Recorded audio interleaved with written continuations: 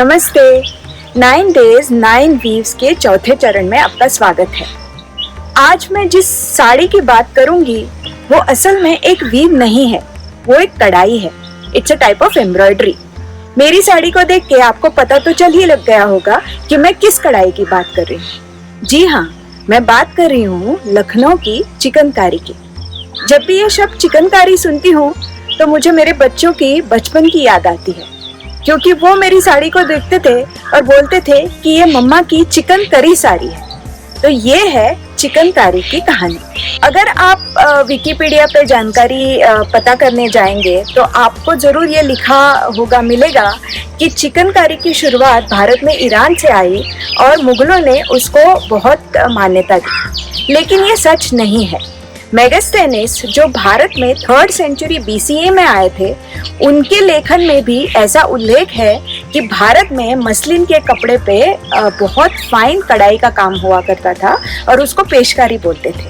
हाँ, ये बात जरूर है कि चिकनकारी आज के फॉर्म में जो पॉपुलर है वो शायद ईरान का इन्फ्लुएंस है और फिर मुगलों की पेट्रोनेज की वजह से है।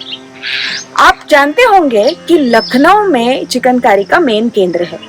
अगर आप लखनऊ जाएंगे तो लखनऊ एयरपोर्ट से लेके आपको चिकनकारी की छोटी छोटी दुकानें मिलेंगी और उस दुकानों में कुर्ते, पलाजोज, आजकल वेस्टर्न क्लोथ, साड़ियाँ, सब कुछ चिकनकारी के कपड़े आपको मिल जाएंगे। क्या आप जानते हैं कि चिकनकारी में एक नहीं, 2 नहीं, 32 टाइप के कढ़ाई के स्टिचेस होते हैं? लेकिन आजकल जो आपको मार्केट में मिलेंगे वो ज्यादातर 4 या 5 ही मेजर टाइप के मिलेंगे, क्योंकि इतनी स्किल से काम करने वाले, पूरे 32 के 32 स्टिच जानने वाले आर्टिजन्स आपको आजकल बहुत कम मिलेंगे। लेकिन आपको बहुत इंट्रिकेट चिकनकारी अगर देखनी है तो आपको दिल्ली के हैंडीक्राफ्ट म्यूजियम में जाना होगा। वहाँ पे ऐसे चिकनकारी के कपड़े हैं पुराने जिनमें बहुत बारीक काम किया हुआ है। आजकल जो स्टिचेस आपको मिल जाएंगे उसमें ज्यादातर तेपची होगा।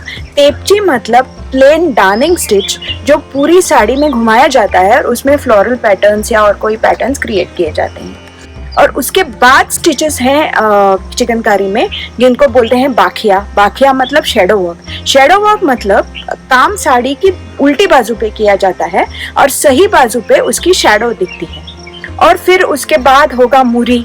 मुरी मतलब फ्रेंच नॉट की तरह होता है, जो छोटे छोटे फूल अगर आपको चिकनकारी में बनाने हैं तो उसमें खासकर ये स्टिच यूज होता है। फिर होता है हुल, जो आजकल बहुत कम मिलता है।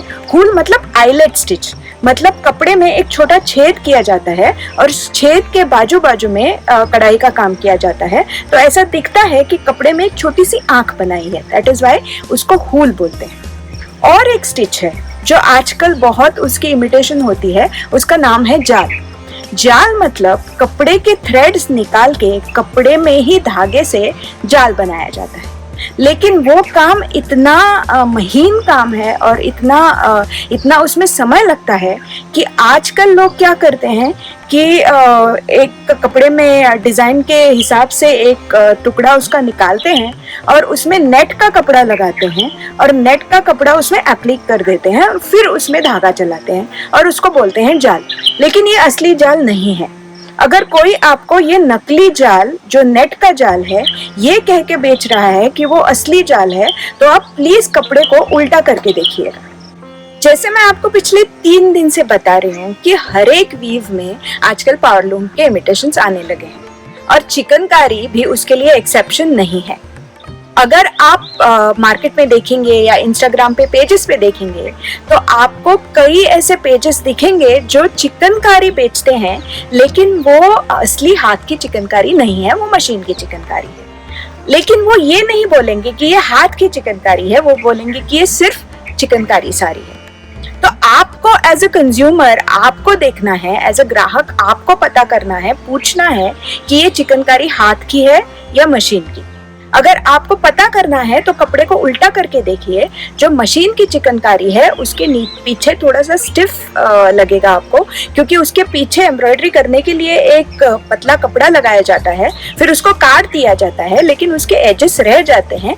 तो पिछली साइड पे आपको, रिवर्स साइड पे आपको वो पता चलेगा। दूसरा, आप पूछ लीजिए जाल के बारे में।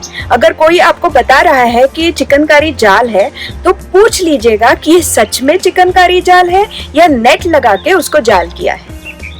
अब लास्ट पार्ट कि असली चिकनकारी साड़ी मिलती कहाँ है। तो जाहिर है कि आपको best chikankari at best prices मिलेगी लखनऊ में। अगर आप लखनऊ जाएंगे कि लखनऊ के कई सारे एरियाज हैं जहाँ पे आपको लाइन से दुकानें मिलेंगी जिनमें आपको जो टाइप का चिकन चाहिए और जिस टाइप का वर्क चाहिए वो आपको वहाँ पे मिल सकता है। दिल्ली में यूपी गवर्नमेंट का एक हैंडीक्राफ्ट शोरूम है, वहाँ पे भी अच्छी चिकनकारी मिलती है। और बाकी इंस्टाग्राम के पेजेस पे बहुत सारे लखनऊ के चिकनकारी हाउसेस हैं जहाँ पे जेन्युइन चिकनकारी मिलती है। अब रही प्राइस की बात, आपको कम से कम कॉटन में बेसिक टेप की स्टिच वाली चिकनकारी साड़ी आपको 1,500-2 हज़ार में भी मिल जाएगी। और जिस तरह का कपड़ा यूज किया होता है और जिस तरह के स्टिचेस और जितने टाइप के स्टिचेस यूज किए होते हैं उसके ऊपर साड़ी की कीमत डिपेंडेंट है।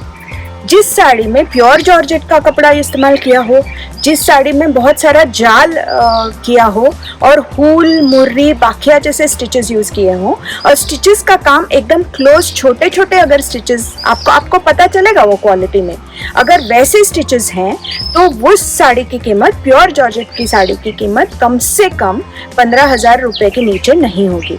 तो कोई आपको प्योर जॉर्जेट की साड़ी 5,000 में दे रहा है और उसमें आपको दिख रहा है कि बहुत इंट्रिकेट चिकन काम है, तो आप गारंटी से मान लीजिए कि वो असली हाथ की चिकनकारी नहीं हो सकती, वो मशीन की चिकनकारी है।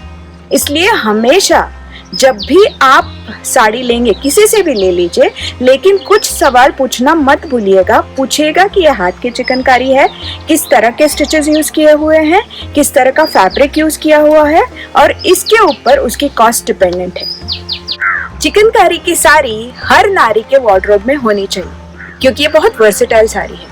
ये आप किसी फॉर्मल ओकेजन पे भी पहन सकते हैं, पूजा में भी पहन सकते हैं, पार्टी में भी पहन सकते हैं और अगर कम काम है तो ये आप वर्कवेयर की तरह भी यूज कर सकते हैं। और white on white pure georgette पे जो चिकनकारी है उसको आप डाई भी कर सकते हैं। कुछ दिन व्हाइट ऑन व्हाइट पहन लीजिए, जब बोर हो जाएंगे तो उसको डाई कर लीजिए। चिकनकारी की साड़ी इंटरनेशनली भी बहुत पॉपुलर है क्योंकि ये बहुत ही अलग काम के लिए और उसका जो लाइटनेस है वो वर्कवेयर वो बहुत अच्छा लगता है। तो अच्छी चिकनकारी लेना मत भूलिएगा। Thank you.